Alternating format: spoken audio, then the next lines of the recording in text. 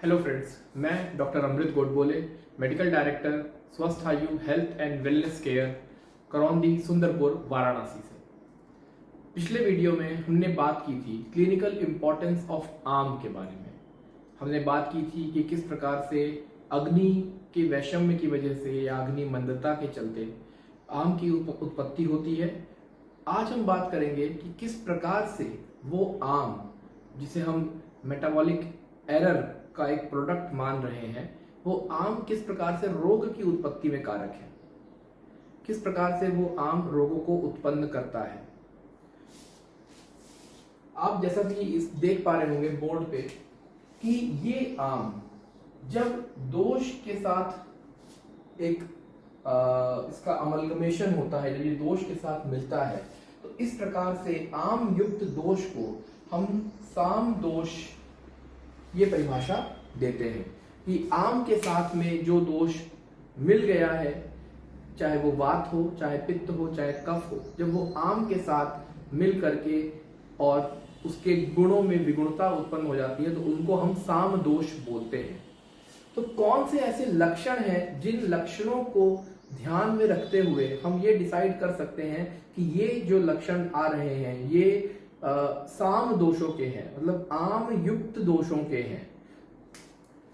तो आचार्य वाग्भट ने अष्टांग हृदय सूत्र स्थान 13 के 24वें श्लोक में वर्णन किया है। स्रोतो रोध बल भ्रंश गौरव अनिल मूढ़ता आलस्य अपक्ते निष्ठीव मल संगा अरुचि क्लमा लिंगम मला नाम सामा नाम। ये जो लक्षण है ये किसके लक्षण है? मला नाम सामा नाम और निरामा नाम विपर्यय। तो ये जो लक्षण है ये सामा नाम साम दोषों के लक्षण हैं, साम मल के लक्षण हैं और इनके विपरीत जो लक्षण होंगे वो निराम के होंगे। अब थोड़ा सा इसको हम इलाबोरेट करें तो स्रोतोरोध से क्या संबंध है? स्रोतोरोध तात्पर्य है ऑब्स्ट्रक्शन ऑफ द चैनल्स। जो चैनल्स हैं आपकी बॉडी में, जो स्रोतस है वो ऑब्स्ट्रक्टेड हैं। बल भ्रंश मतलब फटीग। अगर कोई व्यक्ति को लंबे समय से फटीग की कंप्लेन बता रहा है, पेशेंट की लैक ऑफ एनर्जी ऐसा बताता है, तो वो एक प्रकार से उसके बॉडी में चल रहे आमता का स्टेटस है। गौरव मतलब heaviness, unexplained heaviness in the body. अनिल मूढ़ता वायु के जो कर्म है वो अपने कर्म ना करके मूढ़ हो गई है। समान वायु का कर्म क्या है? समान वायु का कर्म है अग्नि को बल देना ताकि वो अन्न का पाचन प्रॉपर वे में कर पाए। तो अगर वायु अपने कर्म नहीं कर रही है और मूढ़ होकर के वहीं पे एकाग्र बैठ गई है तो उसे हम अनिल मूढ़ता बोलते हैं। इसको हम समझ सकते हैं ब्लोटिंग से। जब एब्डोमिनल ब्लोटिंग होती है, पेशेंट कंप्लेन करता है कि खाना खाने के बाद पेट फूल जाता है, तो ऐसा लगता है कि खाना पच नहीं रहा है, खाना रखा हुआ है पेट में, तो ये अनिल मूढ़ता के लक्षण है।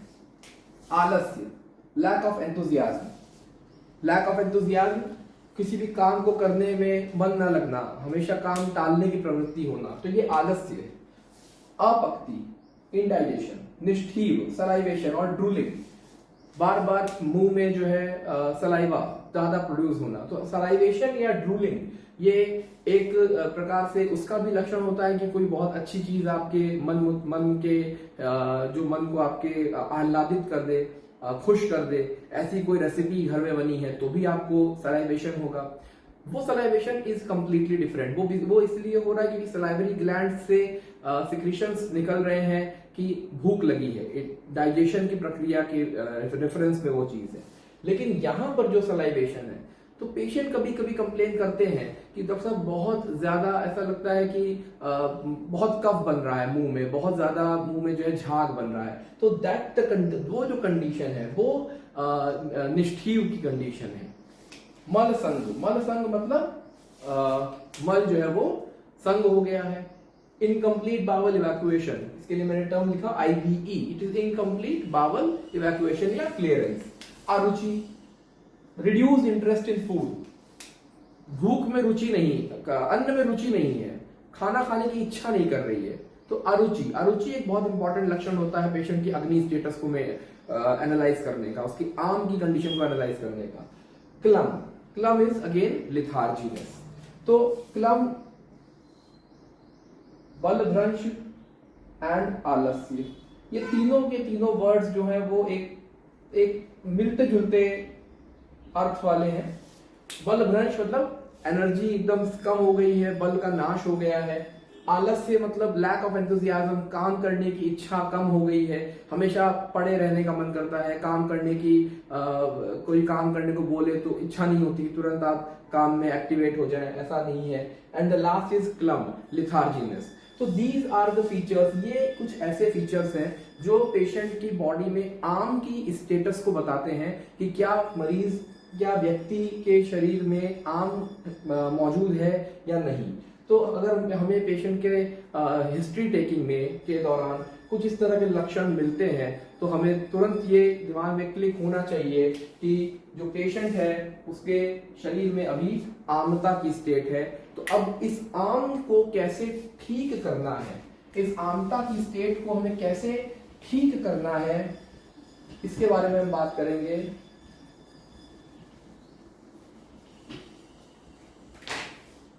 तो चरक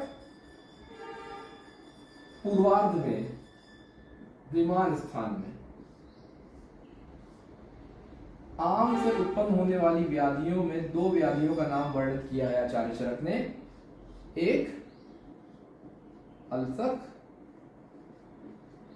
और दूसरा विसूचिका। केवल ये दो ही व्याधियां आचार्य चरक ने मेंशन की हैं डायरेक्टली जो आम से उत्पन्न हो रही है। अदरवाइज और भी व्याधियां हैं जिसमें कि परोक्ष रूप से आम मौजूद है, पर प्रत्यक्ष रूप से केवल आचार्य चरक ने आम से होने वाली व्याधियों में एक अल्सर और दूसरा विसूचिका का वर्णन किया है। और इसी के आगे उन्होंने ट्रीटमेंट के बारे में बात की है कि चिकित्सा जो है वो 3 आधारों पर आश्रित है। मात्रा अगर बहुत ज्यादा है, मात्रा अगर मध्यम मात्रा में है और मात्रा अगर अल्प है। तो अगर मात्रा अल्प है हम रोगी में लंघन कराएंगे, अगर मात्रा मध्यम है तो लंघन के साथ में हम उसको पाचन और बेसिकली दीपन एंड पाचन कराएंगे। और तीसरा अगर मात्रा बहुत ज्यादा है तब हम दोषावसेचन की बात करेंगे।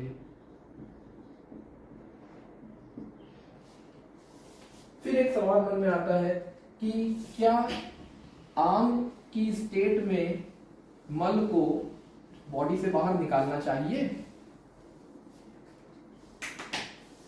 तो कहने का तात्पर्य ये है कि जब अगर व्यक्ति के शरीर में आम का स्तर बहुत ज्यादा है, आम की मात्रा बहुत ज्यादा है, तब हमको ये तीनों स्टेप उठाने हैं। नंबर 1 स्टेज 1 लंघन करेंगे हम पेशेंट में, उसके बाद हम पेशेंट में दीपन पाचन करके दीपन पाचन करेंगे, ये उसकी स्टेज 2 रहेगी। और जब दीपन पाचन हो जाएगा, जब उस व्यक्ति की अग्नि ठीक हो जाएगी, तब जो दोष बचे हुए हैं, बहुत सारे दोष इन 2 स्टेप में ही पच जाते हैं। जो रिमेनेंट दोष हैं जो नहीं इन 2 स्थितियों से भी नहीं ठीक हो रहे हैं, तब हम दोषावसेचन की बात करते हैं। और दोषावसेचन का मतलब शरीर से दोषों को बाहर निकालना, जिसके लिए पंचकर्म की सुविधा आचार्यों ने बताई है। तो आम के संबंध में अगर कोई कंफ्यूजन है किसी तरह का या कोई क्वेश्चन है, कोई क्वेरी है, तो आप कमेंट सेक्शन में मुझसे पूछ सकते हैं। मैं उनका जवाब देने की पूरा प्रयास करूंगा। मैं अपना फोन नंबर भी पिन कमेंट में डाल दूंगा। किसी को मुझसे डायरेक्टली बात करनी है या कुछ कंफ्यूजन है किसी टॉपिक पे, तो आप मुझसे डायरेक्टली भी बात कर सकते हैं। Thank you.